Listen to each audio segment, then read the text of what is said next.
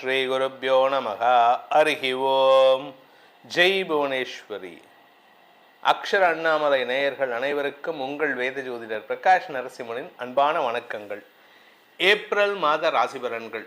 இந்த மாதாந்திர ராசி பலன்கள் அனைத்தும் பொது பலன்கள் மட்டுமே. திருக்கணித பஞ்சாங்க முறைப்படி கணிக்கப்படுகின்ற இந்த பலன்கள் உங்களுக்கு சாதகமாகவோ பாதகமாகவோ நடந்திட உங்களுடைய ஜனன கால ஜாதகம் மற்றும் தசாபுக்திகள் துணை நிற்க வேண்டும். இந்த மாதத்தில் எப்படிப்பட்ட கிரக நிலவரம் இருக்குது அப்படின்னு பார்த்தீங்கன்னா, மேஷ ராசியில் சுக்கிரன் சஞ்சாரம் பண்ணுறாரு, தன்னுடைய உச்சஸ்தானத்தை விட்டு வெளியில் வந்துட்டார். மிதுன ராசியில் குரு பகவான் சஞ்சாரம் பண்ணுறாரு. ஏப்ரல் மே ஜூன் 1ஆம் தேதி அன்னைக்கு அவர் கடகராசிக்கு பயிற்சி ஆகிறாரு. சிம்ம ராசியில் கேது இப்போ சஞ்சாரம் பண்ணுறாரு. கும்பராசியில் புதன் ராகு செவ்வாய் ஆகிய கிரகங்களின் சேர்க்கை இருக்குது. புதன் ராகு செவ்வாய் கும்பராசியில். மீன ராசியில் சனி சூரியன் கிரகங்களின் சேர்க்கை இருக்குது. இதுதான் இந்த மாதத்தில் இருக்கக்கூடிய கிரக நிலவரம் 1ஆம் தேதி அன்னைக்கு. இந்த மாதத்தில் ஏற்படக்கூடிய கிரக பயிற்சிகள் அப்படின்னு பார்த்தா 2ஆம் தேதி ஏப்ரல் 2ஆம் தேதி அன்னைக்கு கும்பராசியில் இருக்கிற செவ்வாய் மீன ராசிக்கு பயிற்சி ஆகி சனி சூரியனோடு இணைகிறாரு. இது ஒரு காஷியஸான நேரம். நீங்கள் ரொம்ப ஜாகிரதையாக இருக்கணும். உங்களுக்குன்ட்டு இல்லை, எல்லாருக்குமே. அதாவது 12 ராசியில் பிறந்தவாளும் ரொம்ப எச்சரிக்கையாக இருக்க வேண்டிய காலகட்டம். பொதுவாகவே நீங்கள் உலக அளவில் போர் நடக்க வருது, இல்லை ஒரு மாஸ் உயிரிழப்பு ஏற்படுறது, உலக அளவில் அரசியல் மாற்றங்கள் ஏற்படுறது அப்படின்னு பார்த்தீங்கன்னா, அந்த காலகட்டத்தில் இருக்கக்கூடிய கிரக நிலவரம் இந்த சனி சூரியன் செவ்வாய் இது 3 சம்மந்தப்பட்டிருக்கும். இப்போது அதே மாதிரி ஒரு அமைப்பு வந்திருக்கு. சனி சூரியனோடு சேர்ந்த செவ்வாய் ஏப்ரல் 2ஆம் தேதி அன்னைக்கு பயிற்சி ஆகிறார் மீன ராசிக்கு. அதே சமயம் கும்பராசியில் இருக்கக்கூடிய புதன், இந்த புதன் ஏப்ரல் 10ஆம் தேதி அன்னைக்கு அகைன் மீனராசிக்குள்ளே பயிற்சி ஆகிறாரு. 4 கிரக சேர்க்கை. இதுக்கு சதுர் கிரக சேர்க்கைன்னு சொல்லுவாங்க. அடுத்தது பார்த்திங்கன்னா சூரியன் ஏப்ரல் 14ஆம் தேதி வரைக்கும் அங்கே மீனராசியில் இருக்கிறதுனால இந்த சதுர் கிரக சேர்க்கை ஏப்ரல் 10, 11, 12, 13, 14ஆம் தேதி வரைக்கும் 5 நாட்கள் 4.5 நாட்கள் இந்த சதுர் கிரக சேர்க்கை இருக்கும். ஏப்ரல் 14ஆம் தேதி அன்னைக்கு சூரியன் மீனராசியிலிருந்து மேஷராசிக்கு பயிற்சி ஆகி சித்திரை மாத பிறப்பை ஏற்படுத்துகின்றது. அடுத்தது இந்த மாத கடைசியில் 19ஆம் தேதி அன்னைக்கு மேஷராசியில் சூரியனோடு இருக்கக்கூடிய சுக்கிரன் 19ஆம் தேதி அன்னைக்கு ரிஷபராசிக்கு பயிற்சி ஆகிறாரு. அதே சமயம் மாத கடைசின்னு சொல்லக்கூடிய 30ஆம் தேதி ஏப்ரல் 30ஆம் தேதி அன்னைக்கு மீன ராசியில் இருக்கிற தன்னுடைய நீச்சஸ்தானத்தில் இருக்கக்கூடிய புதன் மேஷராசிக்கு பயிற்சி ஆகி அங்கே ஏற்கனவே இருக்கக்கூடிய சூரியனோடு இணைகிறாரு. இதுதான் இந்த மாதத்தில் ஏற்படக்கூடிய கிரக பயிற்சிகள். இந்த மாதத்தில் சந்திரன் தன்னுடைய பயணத்தை எங்கேருந்து துவக்கிறாரு அப்படின்னு பார்த்தீங்கன்னா, கன்னி ராசியிலிருந்து துவக்கிறார். கன்னி ராசியிலிருந்து தன் பயணத்தை சந்திரன் துவக்கிறாரு. ஸோ இந்த மாதம் தன்னுடைய எதிரி வீடுண்டு, அதாவது புதனுக்கு எதிரி சந்திரன், ஆனால் அந்த புதன் நீச்சமாக இருக்கார். அதனால் என்ன ஒரு அமைப்பு அப்படின்னு கேட்டால், இந்த மாதம் 10ஆம் தேதிக்கு மேலே புதன் நீச்சமாகிறதுனால இந்த சந்திரன் உங்களுக்கு சில குழப்பங்களை ஏற்படுத்தி கொடுக்கக்கூடிய வகையில் இருக்க, உலக அளவில் குழப்பத்தை ஏற்படுத்துவார். நெருப்பு சம்பந்தமான பாதிப்புகள் ஏற்படுறதுக்கான வாய்ப்புகள் இருக்குது. அதனால் கொஞ்சம் எல்லாரும் எச்சரிக்கையாக இருக்கணும். இதுதான் இந்த மாதத்தினுடைய கிரக நிலவரம் மற்றும் கிரக பயிற்சிகள். இனி உங்கள் ராசிக்கு உண்டான பலாபலன்கள் எப்படி இருக்குன்னு பார்க்க போகிறோம். வாருங்கள். மிதுன ராசி நண்பர்களுக்கான ஏப்ரல் மாத ராசி பலன்கள். தசமஸ்தானத்தில் 4 கிரக சதுர் கிரக சேர்க்கை. சதுர் அப்படின்னா 4, சதுர் கிரகம்னா 4 கிரக சேர்க்கை. இந்த சதுர் கிரக சேர்க்கை உங்களுக்கு ஒரு பெரிய மாற்றத்தை கொடுக்கும். சொந்த வீடு அமையும், தந்தையோடு ஏற்பட்ட மனஸ்தாபங்கள் விலகும், கடல் கடந்த பயணம் ஏற்படும். ஆனால் சில சமயம் போயிட்டு வேஸ்ட்டாக செலவு பண்ணிட்டு வர மாதிரி இருக்கும். அதே சமயம் உங்களுக்கு உங்களுடைய நட்புகள் ரீதியான கடனுதவிகளை செய்வதன் மூலமாக விரயங்கள் ஏற்படுறதுக்கான வாய்ப்பும் இருக்குது. ஸோ யாருக்காவது கடன் கொடுக்கறதா இருந்தால் மிதுன ராசிக்காரங்க இந்த மாதம் கொடுக்கக்கூடாது.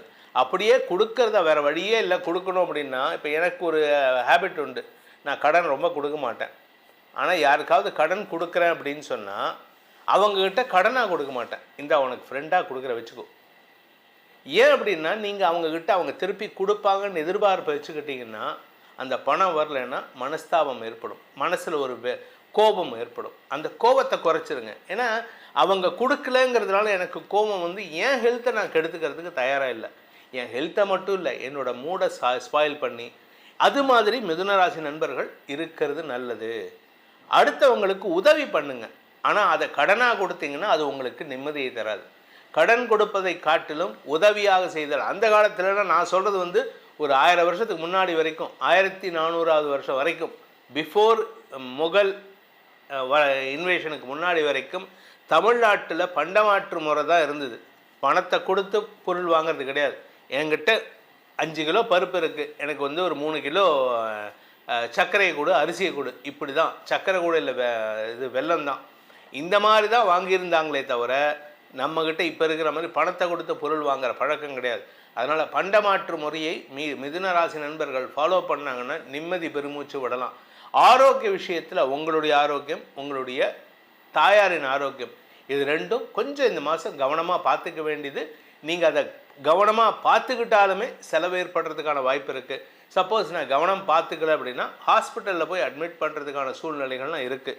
இந்த மாதத்தை பொறுத்த வரைக்கும் மிதுன ராசியில் பிறந்தவர்கள் தங்களுடைய வேலை சார்ந்த விஷயங்களில் பதட்டத்தை சந்திக்கிறதுக்கான சூழ்நிலை இருக்குது.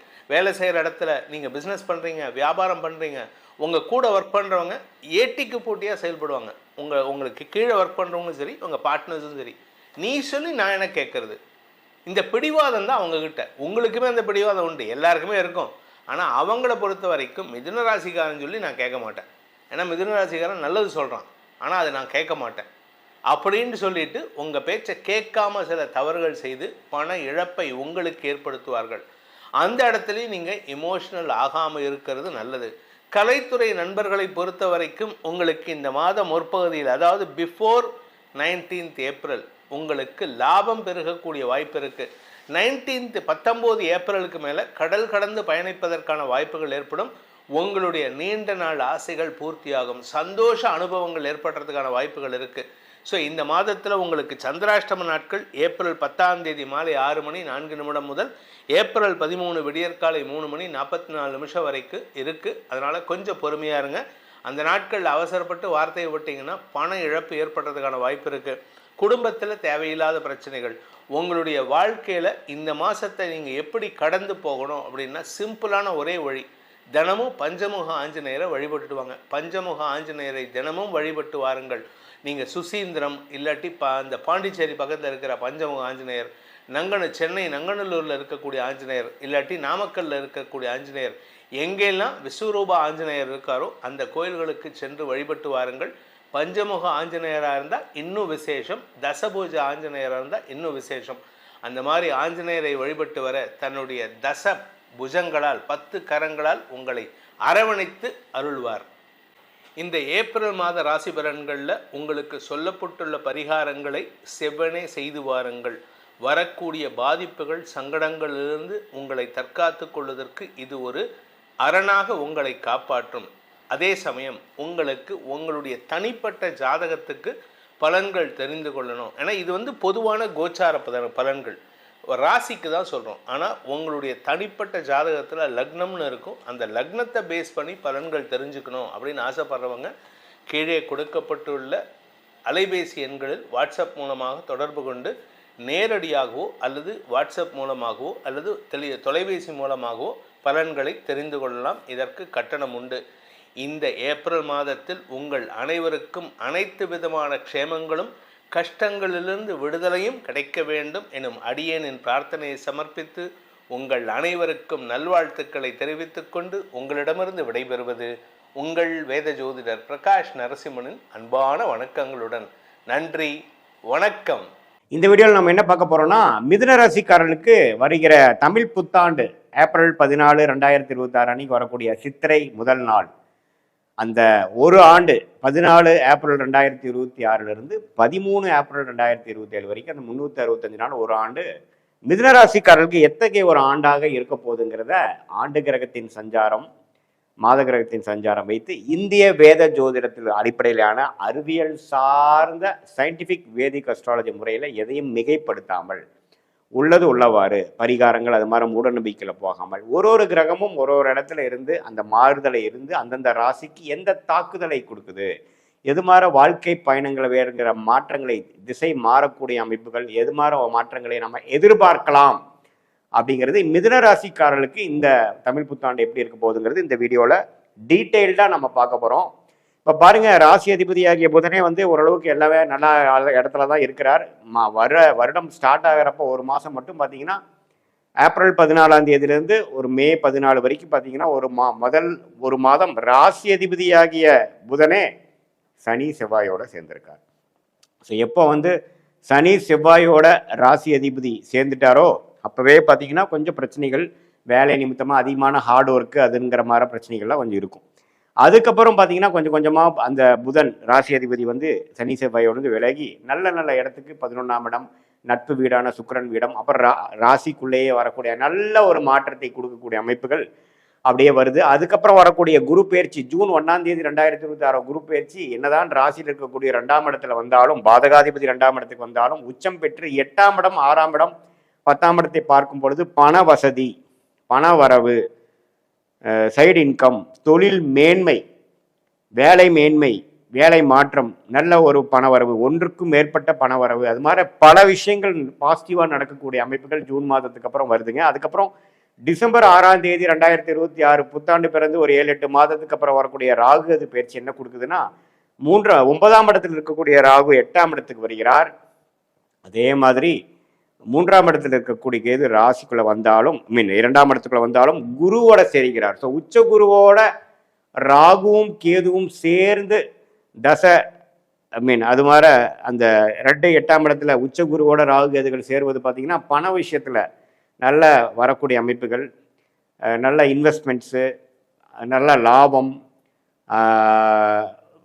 மறைமுகமான ஸ்டாக் மார்க்கெட், அடுத்தவங்களுடைய பணம், அது மாதிரி பல விஷயத்தில் வந்து நமக்கு லாபங்கள் வரக்கூடிய ஒரு அற்புதமான ஒரு காலகட்டமாக குறிப்பாக சொல்லணும்னா இந்த டிசம்பர் 2026க்கு அப்புறம் வரக்கூடிய அந்த ராகு கேது பயிற்சியும் அந்த ஏப்ரல் மாதம் வரைக்கும் குரு வந்து 2லயே இருக்கிறப்போ உச்சகுருவின் பார்வையில் இருக்கக்கூடிய ராகு, உச்சகுருவோட சேர்ந்து இருக்கக்கூடிய கேது, சனி 10ஆம் இடத்துல ராஜயோகாதிபதி சனி குருவால் பார்க்கப்படும் பொழுது நல்லாவே வந்து தொழில் மேன்மை, வேலை மேன்மை, ப்ரமோஷன், அரசு உத்தியோகத்தில் இருக்கிறவங்களுக்கு நல்ல ஒரு டிரான்ஸ்ஃபர், ப்ரொமோஷன் ப்ளஸ் டிரான்ஸ்ஃபர், மேலதிகாரியாக ஆகிறது, நம்ம யாருக்கு ரிப்போர்ட் பண்ணிட்டு இருந்தோமோ அவர் இந்த போஸ்ட்டுக்கே நம்ம போகிறது, திடீர்னு நல்ல ஒரு ஸ்டேட்டஸ்ஸு மாறுறது, இது மாதிரி கலைத்துறையில் இருக்கிறவங்க, சினிமா துறையில் இருக்கிறவங்க, கிரியேட்டிவ் ஃபீல்டில் இருக்கிறவங்களுக்குலாம் நல்ல ரெகக்னிஷன் கிடைக்கிறது, அது மாதிரி பல நல்ல விஷயங்கள் நடக்கக்கூடிய ஒரு அற்புதமான ஒரு காலகட்டமாக 2026 ஏப்ரல் 14 வரக்கூடிய தமிழ் புத்தாண்டு குறிப்பாக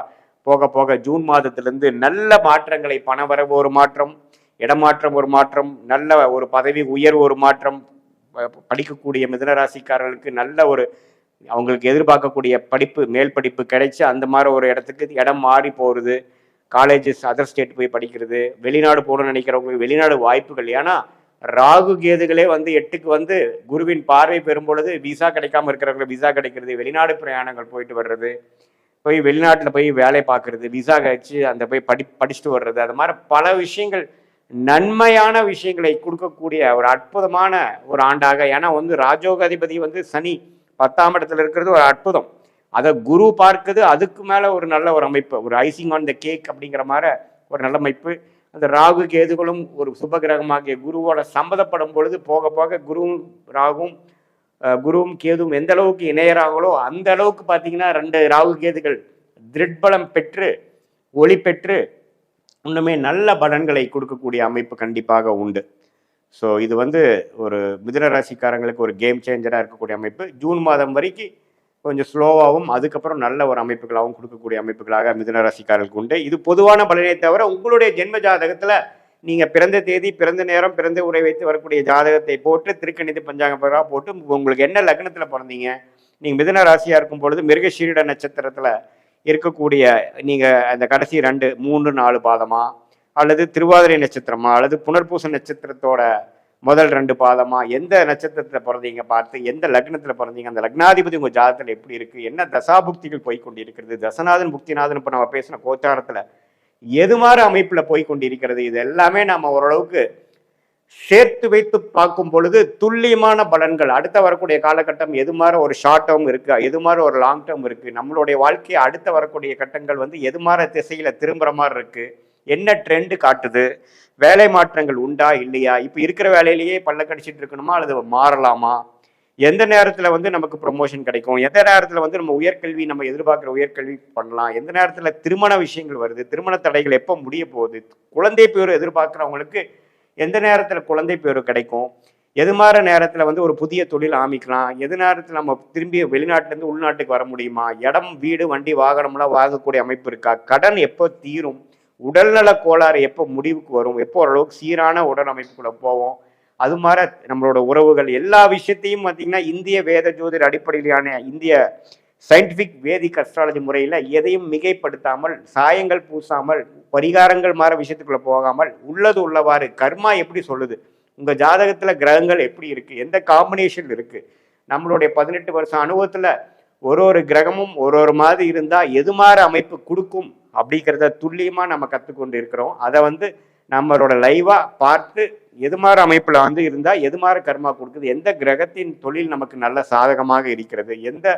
வேலை நமக்கு நல்லா வரும், வேலையா தொழிலா அல்லது வெளிநாடு வாய்ப்புகளா, கவர்மெண்ட் ஜாபா அல்லது வந்து பிரைவேட் செக்டாரா, எது மாதிரி துறையில் நம்ம படிக்கலாம், குழந்தைகள் எந்த மாதிரி துறையில் வர்றதுக்கு வாய்ப்புகள் இருக்குது அப்படிங்கிறதெல்லாம் நம்மளுடைய ஜாதகத்தை பார்த்து நம்மளை வந்து எந்த விதத்துலையும் நம்ம வந்து ஒரு மூட நம்பிக்கையில் போகாமல் எந்தெந்த கிரகம் எப்படி இருந்தால் எப்படி ஆகுங்கிறது நம்மளுடைய 18 வருஷத்தில் இருந்த ஆராய்ந்த ஒரு கிட்டத்தட்ட ஒரு 40-45 ஜாதகத்தை பார்த்த ஒரு அனுபவத்தை யூஸ் பண்ணி சயின்டிஃபிக்காக நம்ம புரிந்து கொண்டு அதுக்கு தகுந்த மாதிரி நம்மளுடைய வாழ்க்கை பயணம் தீட்டி தேவையில்லாத வேலைகளை செய்யாமல் தேவையற்ற முயற்சிகள் தப்பான டைரக்ஷனில் போகாமல் எந்தெந்த நேரத்தில் எந்தெந்த வேலைகள் செய்தால் அந்தந்த பலனுக்கு வர கிடைக்குமோ அதுக்கு தகுந்த விஷயங்களை செய்தோமானால் தேவையற்ற பண விரயங்கள் தேவையற்ற பொருள் சமய விரயங்களை எல்லாம் தவிர்த்து எளிதான வாழ்க்கையில் எதிர்நீச்சல் போடாமல் நம்மளுடைய கர்மபலன் என்ன காமிக்குதோ அதுக்கு தகுந்த பொட்டன்ஷியல் அதுக்கு தகுந்த ஒரு வாழ்க்கையில் ஒரு வெற்றியை எளிதில் பெற்று வாழ்க்கையில் நாம் வெற்றி அடைய முடியும் என்று சொல்ல விரும்புகிறேன். மீண்டும் மற்றொரு காணொளியில் சந்திப்போம். நன்றி, வணக்கம். ஞானானந்தமயம் தேவம் நிர்மலஸ்படிகாகிருதிம் ஆதாரம் சர்வ வித்யாநாமய கிரீவம் உபாஸ்மகே. அக்ஷரா அண்ணாமலை யூடியூப் சேனல் நேயர்களுக்கு அஸ்ட்ரோ KS ஐயங்காரின் பணிவான நமஸ்காரங்கள். குரு வக்ர நிவர்த்தி 17/3/2026 26/5/2026 வரலும் உண்டான காலகட்டம். இவ்வளோ நாளாக வக்கரகதியில் இருந்திருக்கார். கிட்டத்தட்ட ஒரு 3 மாதம், அதாவது ஜனவரியிலேருந்து பார்த்தேனால் 3ஆம் மாதம் இப்போ வரலும் வந்து வக்கரகதியில் இருந்திருக்கார். வக்கரகதின்னா என்ன அப்படின்னும்பொழுது எந்த ஒரு கிரகமும் வக்கரத்தில் இருக்கும்பொழுது அதனுடைய வீரியம் கம்மியாக இருக்கும். அதனால் அது செயல்படக்கூடிய காரகத்துவமும் எந்த பாவகத்தில் இருக்கோ அந்த பாவகமும் காரகத்துவத்தை வந்து செய்ய முடியாத காலகட்டமாக அமையும். அதனால் என்ன அப்படின்னா உங்களுக்கு வந்து குருவினால் ஏற்படக்கூடிய நன்மைகள் தடைபடக்கூடிய காலகட்டமாக இருக்கும். இப்போ பார்த்தீங்கன்னா குரு இப்போ வக்கர நிவர்த்தியம் அடைகிறார் 17/3/2026 இவ்வளவு நாளாக வந்து இருந்த தடைகள் எல்லாம் நிச்சயமாக விலகி எல்லா விதமான ஏற்றங்களும் அந்தந்த ராசிக்காரர்களுக்கு ஏற்றாற்போல் கொடுக்கக்கூடிய வாய்ப்புகள் உண்டு. சரி, இப்போ குருவினுடைய காரகத்துவம் அப்படின்னு பார்க்கும்பொழுது குரு அப்படின்னு சொன்னாலே தனகாரகன்னு சொல்லுவாங்க, புத்திர காரகன்னு சொல்லுவாங்க. அதாவது இந்த ரெண்டுத்திற்கும் வந்து அவர் தான் அத்தாரிட்டி, அதாவது எஜமானர்னு சொல்லக்கூடியவர். பணம் வரணுமா, குரு தான் வந்து அதற்கு இதுவே, அதாவது அத்தாரிட்டி, அவர் மூலியமாக தான் பணமே வரும். குரு டிசிப்ளின், அதாவது சட்டத்திட்டங்கள், அதாவது உங்களோட நேர்மை வழிபடுத்துதல், நியாயமாக இருத்தல், இது எல்லாத்துக்குமே குரு தான் வந்து காரகத்துவம். காரகத்துவம்ல குருன்னு சொன்னாலே அந்த பார்த்த வீடு எல்லாமே, அவர் பார்த்த இடங்கள் எல்லாம் சுபம் அப்படின்னு சொல்லக்கூடியது ஜோதிட சாஸ்திரம். குரு பார்த்தால் கோடி நன்மை அப்படி சொல்லக்கூடியது. அதனால் வந்து குருவின் பார்வை அப்படின்றது மிகவும் விசேஷம். எந்த ஒரு தீய கிரகத்தின் மீது குரு பார்த்தாலும் அது மிகப்பெரிய ஏற்றத்தை கொடுக்கும். அதாவது குருவின் பார்வை அப்போ என்னென்ன அப்படின்னா, பொதுவாகவே எல்லா கிரகங்களுக்கும் 7ஆம் இடம்னு சொல்லக்கூடிய 180 டிகிரி பாகையில் பார்வைகள் இருக்கும். இதை தவிர குருவினுடைய பார்வை அப்படின்னு பார்க்கும்பொழுது 5ஆம் இடமும் 9ஆம் இடமும் பார்வை பலம் அதிகமாக இருக்கும். இதில் பார்த்தீங்கன்னா 9ஆம் இடம் மிகுந்த பலத்தோடு இருக்கும், 7ஆம் இடம் அதற்கு சற்று கம்மியாக இருக்கும், 5ஆம் இடம் சற்று கம்மியாக இருக்கும். ஸோ அதனால் இந்த 3 இடங்களும் பார்த்தோன்னா அதீத சுபத்துவம் பெறும். குரு தான் இருக்கும் வீட்டை விட தான் பார்த்த இடத்தை மிகுந்த ஆளுமையுடன் நல்ல ஒரு வெற்றிகரமாக சுபத்துவத்தை கொடுக்கக்கூடிய காலகட்டமாக இந்த காலகட்டம் அமையும். குரு பார்த்தாலே கோடி நன்மை. அந்த 3 இடங்களும் சுபம் பெறும், வளரும். அந்த இடங்கள் எல்லாமே வளரக்கூடிய வாய்ப்பு உண்டு. அதாவது அவர் இருக்கக்கூடிய இடம் அப்படின்னு சொல்லக்கூடியது முதல்ல எந்த ராசியில் இருக்காரோ அந்த ராசி வளம் பெறும். அந்த ராசியில் பார்த்தேன்னா ஒருவேளை இப்போ புதனுடைய ராசியான இதில் மிதுனத்தில் குரு வக்ர நிவர்த்தி அடைகிறார். அதனால் மிதுன ராசிக்காரர்களுக்கெல்லாம் தீர்க்கமான சிந்தனைகள், உடல் வலிமை எல்லாமே நல்லபடியாக இருக்கும் இடம் சுபம் பெறக்கூடிய வாய்ப்பு. அது தவிர அவர் பார்க்கக்கூடிய இடம் 5ஆம் இடத்தை பார்க்குறார். 5ஆம் இடத்தை பார்த்தால் 5ஆம் இடம்னு சொல்லக்கூடியது உங்களுடைய புத்திரஸ்தானம், உங்களுடைய புகழ் அந்தஸ்து கௌரவஸ்தானம், இது எல்லாமே கிடைக்கக்கூடிய காலகட்டம். திருமணம் 7ஆம் இடத்தை சொன்னால் திருமணத்தை பார்க்கக்கூடிய வாய்ப்புகள், திருமணம் அமையக்கூடிய காலகட்டம் நிச்சயமாக இருக்கும். அது தவிர பார்த்தீங்கன்னா உங்களுக்கு 9ஆம் இடம் அப்படின்னு சொல்லக்கூடிய, அதாவது குருவினுடைய பார்வை 9ஆம் இடம்னு சொல்லக்கூடிய இடத்துல இருக்கிறதுனால குரு பார்க்க கோடி நன்மை. தந்தையின் மூலியமாக சொத்துக்கள் வரும், வெளிநாடு வெளியூர் போகக்கூடிய பாக்கியங்கள்லாம் வரும். ஏன்னா 9ஆம் இடத்தை குறிக்கக்கூடிய மேல் படிப்பு, அந்த விஷயங்கள், தந்தையினுடைய உடல்நிலை, இது எல்லாமே ஏற்றமாக இருக்கக்கூடிய காலகட்டமாக இந்த காலகட்டம் ஆகும். அதனால் குரு உங்களுக்கு எந்தெந்த இடத்துல இருக்கார் அப்படின்றத பொறுத்து, அவருடைய பார்வை எந்தெந்த இடத்துல விழறதுன்றதை பொறுத்து உங்களுடைய ஏற்றங்களும் இறக்கங்களும் இருக்கக்கூடும் அப்படின்றது தான் இந்த பொதுவான விஷயம். இப்போ இது கோச்சாரத்தின் பிரகாரம், அதாவது இந்த காலகட்டத்தின் கோல்சார பிரகாரம் அமையக்கூடிய விஷயம். உங்களுடைய தசாபுக்தியினுடைய அடிப்படையில் தான் இதனுடைய மாறுதல்கள் தெரியும்.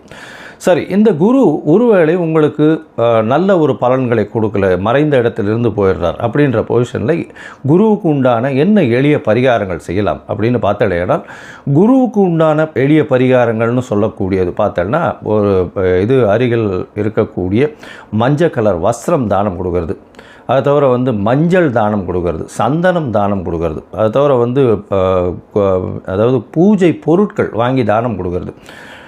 இந்த காலகட்டத்தில் பார்த்தேன்னா குருவுக்கு உண்டான பூ, அதாவது முல்லைப்பூ குருவுக்கு உண்டானது, அது வாங்கி கொடுக்கறது, அதாவது அருகில் இருக்கக்கூடிய தட்சிணாமூர்த்தி சன்னதியில் வாங்கி சாத்தக்கூடியது. குருவுக்கு உண்டானது எலுமிச்சம்பழம், அது கொடுக்கலாம். அது தவிர இனிப்பின் சுவை அப்படின்னு சொல்லக்கூடியது, சக்கரை பொங்கல் வாங்கி இது பண்ணலாம், நைவேத்தியம் பண்ணி எல்லாருக்கும் கொடுக்கலாம். அது தவிர இந்த பாதாம், பிஸ்தா இந்த மாதிரியான ட்ரை ஃப்ரூட்ஸ் வாங்கி கொடுக்கக்கூடியது. கொழுப்பு சத்துன்னு சொல்லக்கூடிய நெய் போன்ற விளக்குகள் ஏற்றுவது மிகப்பெரிய ஏற்றம். சரி, இதெல்லாம் பண்ண முடியல, இது தவிர வேறு என்ன பண்ணலாம் அப்படின்னு பார்த்தேன்னா, குரு பிரம்மா, குரு விஷ்ணு, குரு தேவோ மகேஸ்வரா, குரு சாக்ஷாத் பரபிரம்மா, தஸ்மை ஸ்ரீ குரவே நமஹான்னு 3 தரம் ஒரு நாளைக்கு சொல்லிட்டே வந்தேன்னா உங்களுக்கு வரக்கூடிய எல்லா பிரச்சனைகளும் விலகும். இல்லை, இன்னொரு குரு காயத்ரி மந்திரம் இருக்குது. அதாவது குரு பிரம்மாய வித்மஹே, அதாவது குருவினுடைய காயத்ரி மந்திரம் அப்படின்னு சொல்லக்கூடியது ரிணிஹஸ்தாய தீமகி தன்னோ குரு பிரச்சோதயாத்து அப்படின்னு, குரு பிரம்மாய வித்மகி ரிணிஹஸ்தாய தீமகி தன்னோ குரு பிரச்சோதயாத்து, இல்லைன்னா ரிஷபத்வஜாய வித்மகே கிருணிஹஸ்தாய தீமகி தன்னோ குரு பிரச்சோதயாத் அப்படின்னு சொல்லக்கூடிய குரு காயத்ரி மந்திரத்தை ஒரு நாளைக்கு 3 தரம் சொல்லிட்டு வர்றது நல்ல ஒரு ஏற்றத்தை நிச்சயமாக கொடுக்கும். ஏன் குருவை ரொம்ப முக்கியமாக பார்க்குறோம் அப்படின்னா, குரு மூலியமாகத்தான் செல்வங்கள் வரும். ஏன்னா அவர் தனக்காரகன்னு சொல்லக்கூடியவர். திருமணத்திற்கு குருபலன் வந்தாச்சா அப்படின்றதான் கேட்குறது. பெண்களுக்கு குரு பலம் வந்தாச்சா அப்படின்னு சொல்லக்கூடியது.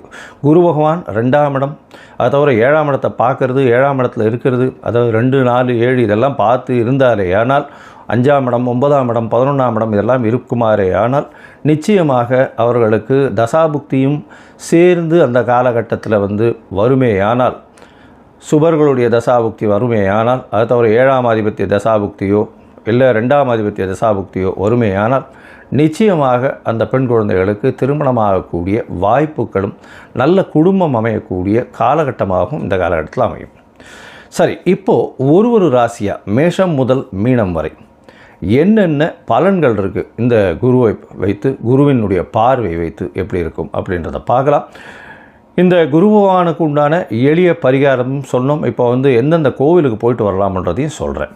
அது தவிர உங்களுக்கு அஸ்ட்ராலாஜிக்கல் கன்சல்ட் தேவைப்படுமே ஆனால் நீங்கள் என்னுடைய மொபைல் நம்பர் கீழே ஸ்க்ராலிங்கில் போகிறது, உங்களுடைய நீங்கள் எனக்கு ஃபோன் பண்ணுங்க. உங்களுடைய பெயர், உங்களுடைய date time place of birth, உங்களுடைய தாய் தந்தையார் பெயர் இது வரலும் நீங்கள் அனுப்பிச்சிங்களே ஆனால் உங்களுடைய இது சார்ட்டு போட்டுட்டு, அதாவது ஆஸ்ட்ராலஜிக்கல் சார்ட்டை போட்டுட்டு, ஹாரோஸ்கோப்பை போட்டுட்டு, ஜாதகத்தை போட்டுட்டு அதில் சந்தி இருக்கான்னு பார்த்து அதற்கு பிறகு உங்களோட பேசுகிறேன். அப்போ வந்து உங்களுடைய சந்தேகங்களை கேளுங்க, உங்களோட பேசுகிறேன். இதற்குண்டான கட்டணம் என்னன்றதையும் சொல்கிறேன். அந்த கட்டணத்தையும் செலுத்தி அப்பாயின்மெண்ட் வாங்கிக்கோங்க. சரி, இப்போது மேஷம் முதல் மீனம் வரை 17/3/2026 முதல் 26/5/2026 வரை உண்டான குரு வக்ர நிவர்த்தி பலன்கள் ஒன்றொன் பின் ஒன்றாக. மிதுன ராசி நேயர்கள், அதாவது மிருகசீரிஷம், திருவாதிரை, புனர்பூசம், இந்த 3 நட்சத்திரம் 9 பாதங்களை கொண்ட ராசியின் அதிபதினு சொல்லக்கூடியவர் புதன். புத்தி கூர்மைக்கு புதன் ரொம்பவுமே முக்கியம். அதனால் மிதுன ராசிக்காரர்களாம் கூர்மையான புத்தி, மிகவும் அதாவது வேகமாக சென்று வேலையை அவங்களோட புத்தி கூர்மையினால் வேலையை முடிக்கக்கூடியவங்க. ஆனால் எதிர்த்து நின்று சண்டை போட மாட்டாங்க. அவர்கள் வந்து சாணக்கியன் மாதிரி அடுத்தவர்களை வைத்து அவர்கள் வேலையை செஞ்சு கொடுப்பார்கள். சரி, இந்த மிதுன ராசிக்காரர்களுக்கு 17/3/2026 26/5/2026 வரலும் உண்டான காலகட்டம், அதாவது குரு வக்ர நிவர்த்தி எந்த மாதிரியான மாறுதல்களை, ஏற்றத்தை கொடுக்கும் அப்படின்றத பார்க்கலாம். குரு பகவான் உங்கள் ராசியிலே வக்ர நிவர்த்தி அடைகிறார். ஜென்ம குரு வனத்திலே அப்படின்னு சொல்லுவாங்களே, சார் என்ன சார் இப்படி இருக்குது அப்படின்னா கவலைப்பட தேவையில்லை. ஏன்னா ராசிநாதன், அதாவது ராசிக்கு 7ஆம் அதிபதி 10ஆம் அதிபதின்னு சொல்லக்கூடியவர் உங்கள் ராசியில் வந்து உட்கார்றார். மிகப்பெரிய சுவர், அதாவது தீர்க்கமான சிந்தனையை கொடுப்பார். எந்தெந்த இடத்துலலாம் அடிபட்டிங்களோ அந்தந்த இடத்துலலாம் பாடம் கற்பித்து கொண்டு என்ன பிரச்சனை வந்தது, அதை எப்படி நம்ம சரி செய்யலாம், எந்த வகையில் நம்ம வெளிக்கு வரலாம் அப்படின்ற மாதிரியான ஒரு நல்ல ஒரு முயற்சி, எல்லாவற்றிலும் வெற்றி கிடைக்கக்கூடிய வாய்ப்புகள் உண்டு. உங்களுக்கு நல்ல அனுபவங்கள் இப்போ கிடச்சிருக்கும். இப்போ பார்த்தீங்கன்னா எல்லா ஒரு விஷயத்தை எடுத்தாலும் நல்ல தீர்க்கமான முடிவு எடுக்கக்கூடிய வாய்ப்பு உண்டு. உடல் நலத்தில் நல்லபடியாக இருக்கக்கூடிய வாய்ப்பு இருக்கும். உங்களுடைய ராசிக்கு பார்த்தாலும் 17/3 33/3/2026 வரலும் உண்டான காலகட்டத்தில் பண வரவு அதிகமாக இருக்கும். மூத்த சகோதரிகள் மூலியமாக நல்ல அனுகூலம் வரக்கூடிய வாய்ப்பு. அதாவது 2வது திருமணத்துக்கு பார்த்து கொண்டிருந்தீர்கள்னா 2வது திருமணம் நடக்கக்கூடிய வாய்ப்புகள் இந்த காலகட்டத்தில் நிச்சயமாக அமையும். உங்களுடைய ராசிக்கு தொழிலில் அதீதமான லாபங்கள் இந்த காலகட்டத்தில் அமையும். அதை தவிர பார்த்தீங்கன்னா 1/4 30 வரலும் உண்டான காலகட்டத்தில் நல்ல தூக்கம் இருக்கும். நல்ல தூக்கம் அப்படின்னா இவ்வளோ நாளாக மென்டல் ஸ்ட்ரெஸ்ஸில் தூக்கமே இல்லாமல் இருந்த காலமாக இருந்திருக்கும். இப்போ பார்த்தீங்கன்னா நல்ல தூக்கம், உறக்கம் நல்லபடியாக இருக்கும். கணவன் மனைவிக்குள்ள அந்யோன்யம் இருக்கக்கூடிய காலகட்டமாக இருக்கும். உங்களுடைய சொந்த ஊர் கோயில், மூதாதையர் கோவிலுக்கு போயிட்டு வரக்கூடிய வாய்ப்பு, வெளிநாடு வெளியூர் ஷார்ட் ட்ரிப் போயிட்டு வரக்கூடிய வாய்ப்பு இந்த காலகட்டத்தில் அமைய போகிறது. அது தவிர பார்த்தீங்கன்னா 1/5/26 வரலும் உண்டான காலகட்டத்தில் சற்று மனக்குழப்பங்கள் நிலவும். இதை பண்ணலாமா அதை பண்ணலாமா அப்படின்ற மனக்குழப்பங்கள் நிலவும். ஆனால் நீண்டகால சிந்தனையோட ஒரு நல்ல தீர்வுகளை எடுத்து தீர்க்கமான சிந்தனையோட வெற்றிகளை குவிக்கக்கூடிய காலகட்டமாக இந்த குரு வக்ர நிவர்த்தி அமைகிறது.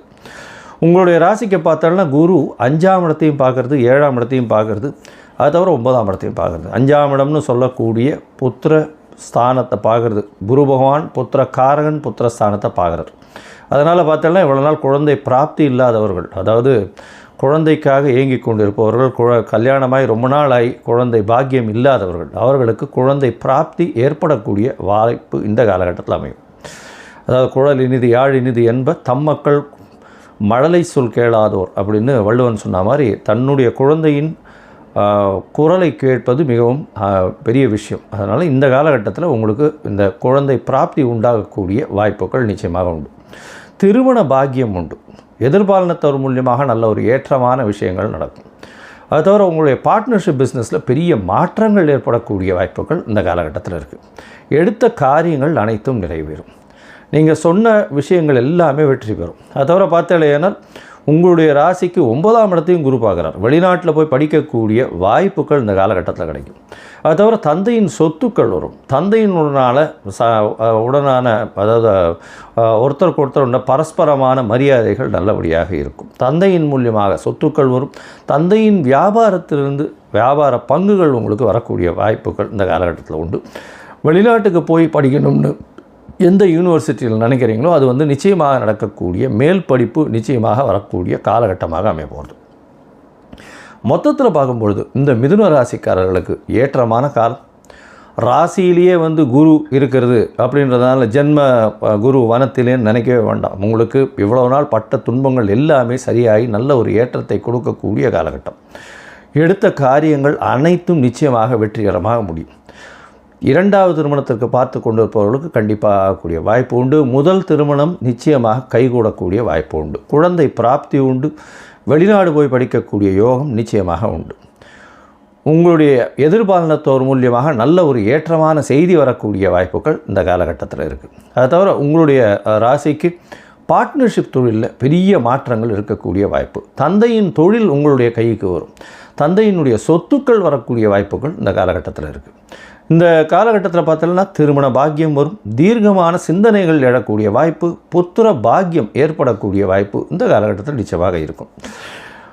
உங்களுடைய தசாபுக்தி அந்தரம் சூக்ஷ்மம் அந்த அளவுக்கு சரியில்லை, இந்த குருவினுடைய அருள் அறிவு அதிகமாக வரலை அப்படின்னா நீங்கள் தென்குடி திட்டை அதுக்கு போயிட்டு தட்சிணாமூர்த்தியை போய் சேவிச்சுட்டு வாங்க. உங்களுக்கு எல்லா விதமான வளமும் பெருகக்கூடிய வாய்ப்பு உண்டு. இங்கே அருகில் இருக்கக்கூடிய கோவிலில் தட்சிணாமூர்த்தியோ இல்லைன்னா ஆஞ்சநேயரோ விநாயகரோ அங்கே போய் நெய் விளக்கு போட்டு வாங்க. வியாழக்கிழமை சுண்டல், அதாவது மூக்கு கடலை சுண்டல் பெருமாளுக்கு வச்சுட்டு பிரசாதமாக எல்லாருக்கும் கொடுங்க. அது வியாழக்கிழமை பண்ணுங்க. வியாழக்கிழமை குரு ஹோரை கார்த்தால 6 to 7, அதாவது சூரிய உதயம் 6ன்னு வச்சுட்டா முதல் மணி நேரம் குரு ஹோரையாக இருக்கும். அந்த குரு ஹோரையில் ஏற்கனவே நான் சொல்லியிருக்க மாதிரி குருவினுடைய காயத்ரி மந்திரம் மினிமம் 3 தரமாவது சொல்லுங்க. உங்களுக்கு வரக்கூடிய எந்த ஒரு பிரச்சனையாக இருந்தாலும், இருக்கக்கூடிய போன பிரச்சனையின் மூலியம் தொடர்ச்சியாக எதுவாக இருந்தாலும் நிச்சயமாக சூரியனை கண்ட பனி போல நிச்சயமாக விலகி செல்லக்கூடிய வாய்ப்புகள் உண்டு. லோகா சமஸ்தா சுகினோ பவந்து. நன்றி, நமஸ்காரம்.